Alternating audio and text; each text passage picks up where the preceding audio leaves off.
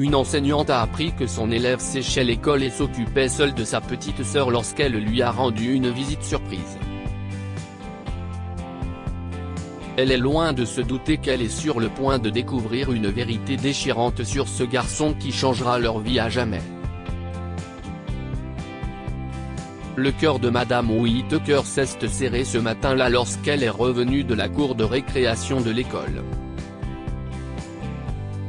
Pour la première fois de l'année, Jamie s'était ouvert à elle au sujet de sa famille. En tant qu'enseignante, Madame Whittaker était consciente de ses limites et savait qu'elle n'avait pas à s'immiscer dans la vie de ses élèves. Mais le petit Jamie était si différent. Non pas parce qu'elle avait un faible pour lui, mais parce qu'il était le garçon le plus doux et le plus gentil de sa classe. Bien qu'il n'ait que 7 ans, il n'a jamais posé de problème à personne. Et il avait toujours été trop calme pour quelqu'un de son âge. Alors ce jour-là, quand elle l'a vu dans la cour de récréation avec un appareil photo Polaroid, elle a décidé d'avoir une petite discussion avec lui. Si seulement elle savait que cette conversation changerait sa vie pour toujours. Si est un bel appareil photo que tu as, mon garçon, a remarqué Madame Whittaker, et le jeune garçon s'est retourné pour lui faire face. Merci, a-t-il dit à voix basse. Si est papa qui me l'a offert. Alors, tu as des photos là-dedans? Je peux regarder? Jamie secoua la tête. Pas encore. Mais je sais que j'aurai de jolis clichés.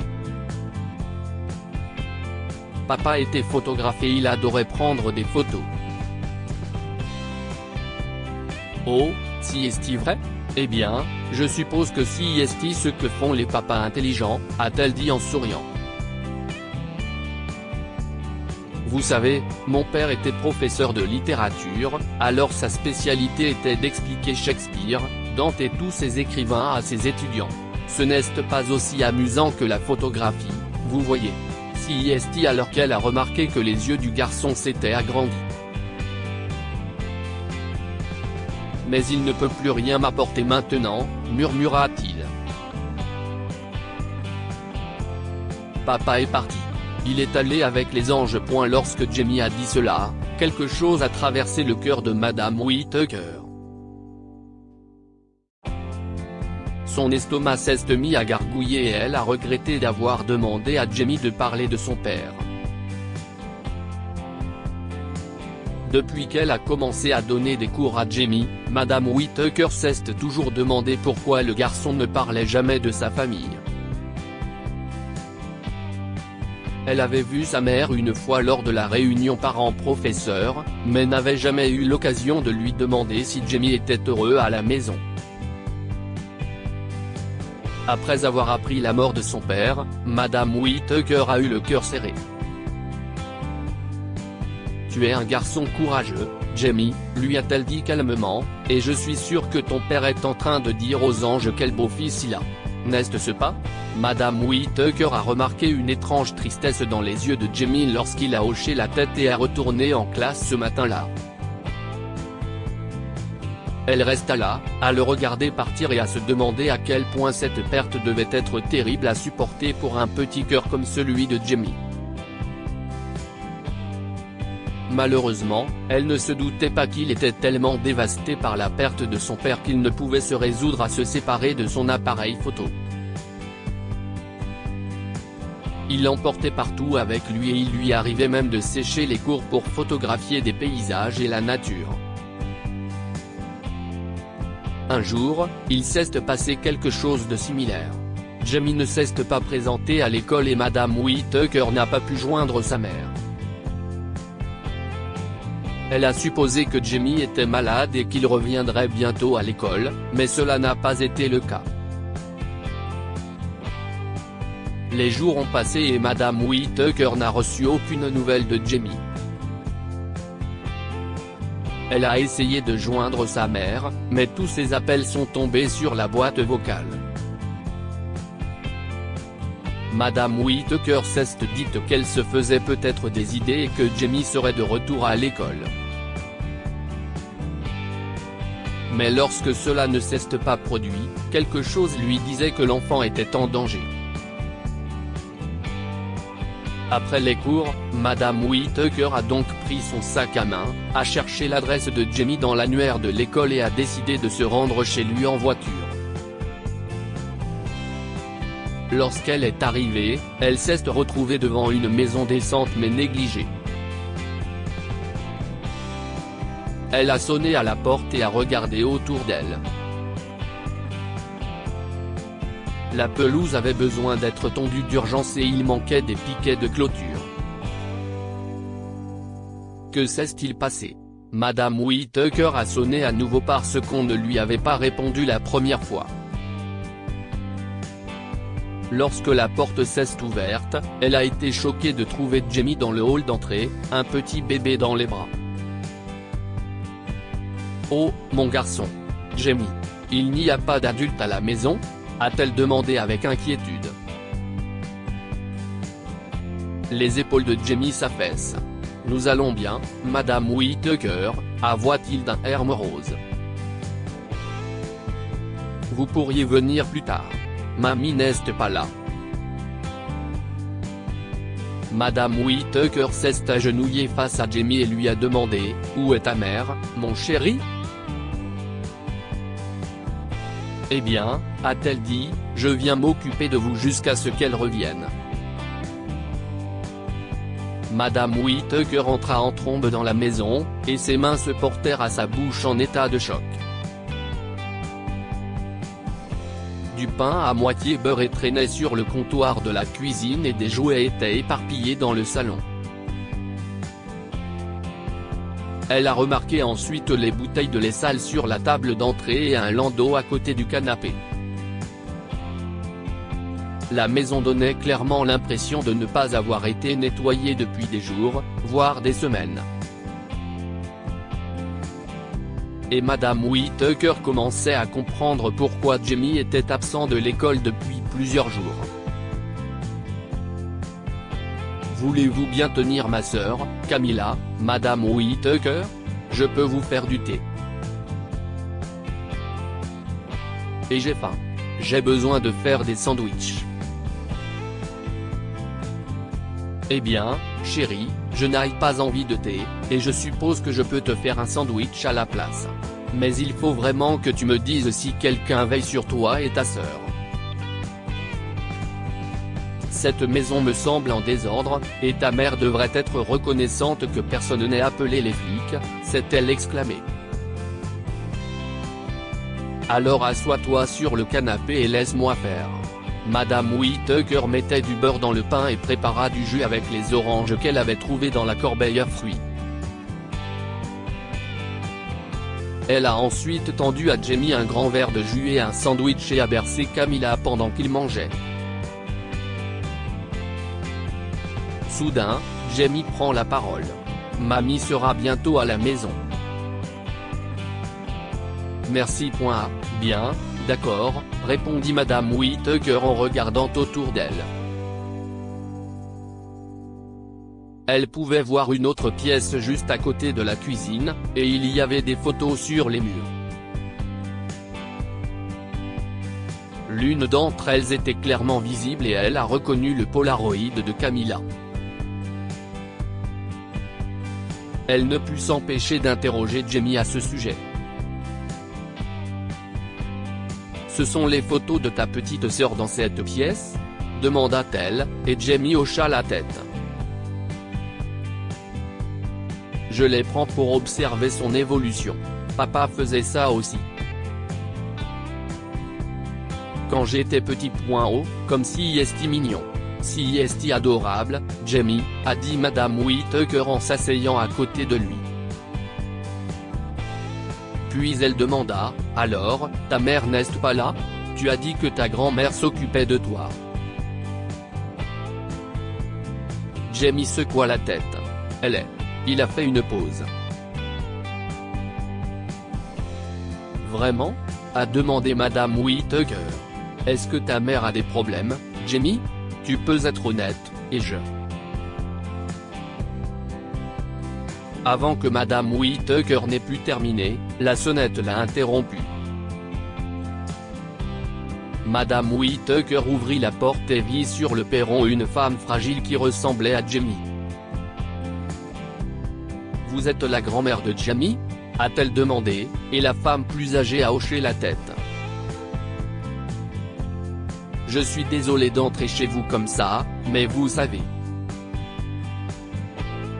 Jamie n'est pas venue à l'école depuis plusieurs jours et j'étais inquiète. Je suis sa professeure. Oh, s'il vous plaît, entrez. » Rose, la grand-mère de Jamie, est entrée et s'est mise à pleurer.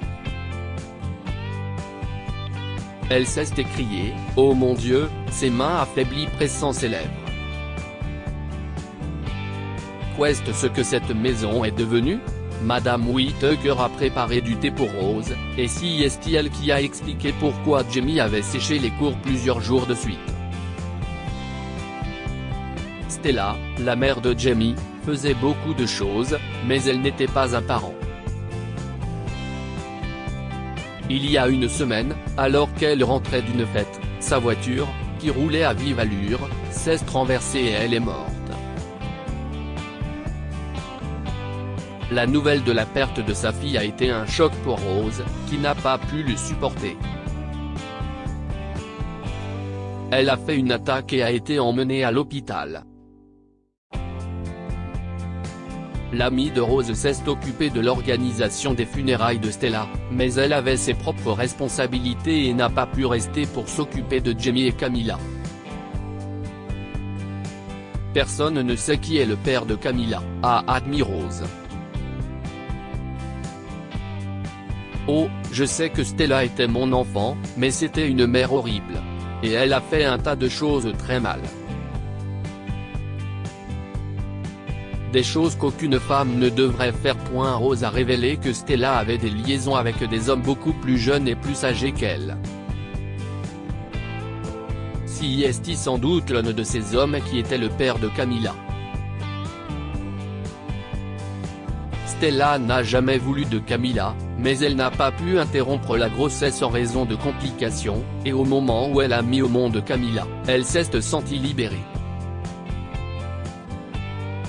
Elle a abandonné ses enfants à Rose et a repris son ancienne vie, faisant la fête et passant des nuits avec des hommes. Rose s'est sentie très mal pour ses petits-enfants et n'a pas supporté l'idée qu'ils finissent dans une famille d'accueil, alors elle a pris les choses en main et a commencé à s'occuper d'eux. Stella faisait partie de moi. Elle était ma chair et mon sang, a déclaré Rose avec tristesse. Elle était une mère, et je le suis aussi, ma chère. L'idée de perdre votre enfant vous brise de l'intérieur, et j'étais au téléphone avec cet officier, et il m'a dit que ma fille ne reviendrait pas. Oh, comme ça m'a déchiré. Oh, les choses ne restent pas les mêmes, a remarqué Rose. Tout ce qui reste, c'est un regret et une lueur d'espoir que, vous savez, les choses pourraient changer? Je n'ai peut-être pas été à votre place, Rose, mais je comprends ce que vous vivez, a déclaré Madame Whittaker. Mon mari et moi avons essayé d'avoir un enfant après avoir perdu notre fils chéri, mais ce n'était pas dans le plan de Dieu. Nous avons suivi toutes sortes de traitements de fertilité et demandé conseil aux meilleurs experts, mais parfois ce n'est tout simplement pas dans votre destin. Écoutez, je serais ravie de vous aider tous les deux de toutes les manières possibles, a-t-elle déclaré. Jamie a été un enfant merveilleux et je ne veux pas qu'il rate son enfance. Ce petit enfant a vécu beaucoup de choses, a admis Rose en regardant Jamie qui mangeait à la table de la cuisine. Je lui ai parlé quand j'étais à l'hôpital, et cet enfant. Il a pleuré et m'a dit qu'il voulait que je rentre à la maison. Je ne suis sorti qu'aujourd'hui, et vous voyez, il s'est occupé de Camilla, et je sais qu'il fait des choses qu'un enfant de 7 ans ne ferait pas. Eh bien, Rose, changeons cela, a dit Madame Whittaker d'un ton encourageant. J'aimerais beaucoup aider cette gentille petite famille, surtout Jamie.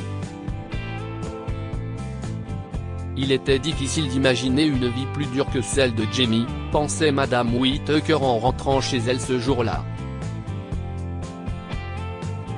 Elle a tout raconté à son mari, qui était choqué qu'un jeune garçon comme Jamie s'occupait seul de sa sœur. Le gentil couple a donc décidé d'aider Jamie et sa famille autant qu'ils le pouvaient, et si est ce qu'ils l'ont fait. Tandis que Madame Whittaker aidait Rose à s'occuper de Jamie et de Camilla,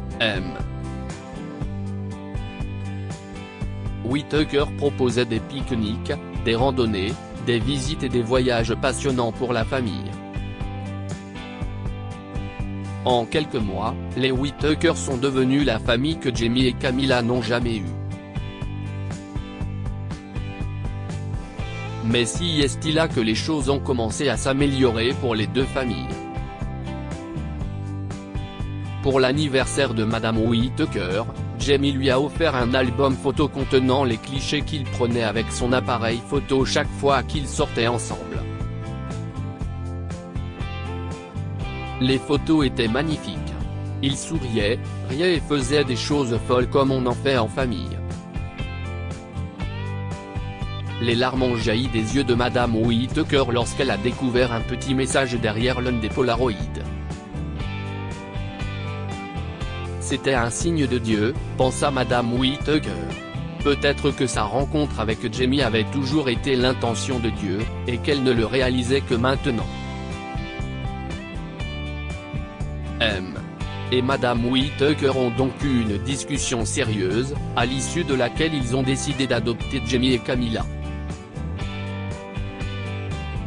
Hésitant, ils ont proposé l'idée à Rose, qui a fondu en larmes en pressant doucement les paumes des Whittaker dans ses mains. Je me suis toujours demandé ce qu'il adviendrait de mes magnifiques petits-enfants si Dieu me rappelait à la maison, a avoué Rose. J'ai parfois affronté Dieu, l'implorant de me donner des réponses. Je crois que j'ai gagné aujourd'hui. Je n'aurais pas pu lui demander plus. Mes petits-enfants seraient en sécurité avec vous. Si est tout ce que je veux. Des années plus tard, Rose est décédée et les Whittaker ont alors adopté Jamie et Camilla. En grandissant, Jamie a suivi les traces de son défunt père et est devenu un photographe renommé. Certaines des jolies photos qu'il a prises de Madame Whittaker berçant Camilla et des petits pieds de Camilla se développant au fil du temps lui ont valu des éloges et une reconnaissance dont il ne pouvait que rêver. Que pouvons-nous apprendre de cette histoire? Le sang n'est pas toujours plus épais que l'eau. Alors que Stella menait une vie frivole, abandonnant ses adorables bébés à la maison, Madame Whittaker a estimé qu'il était de sa responsabilité de sauver les deux enfants de leur vie misérable. La famille est bien plus une question d'amour et d'attention que de génétique. Les Whittaker ont adopté Camilla et Jamie et sont devenus des parents aimants.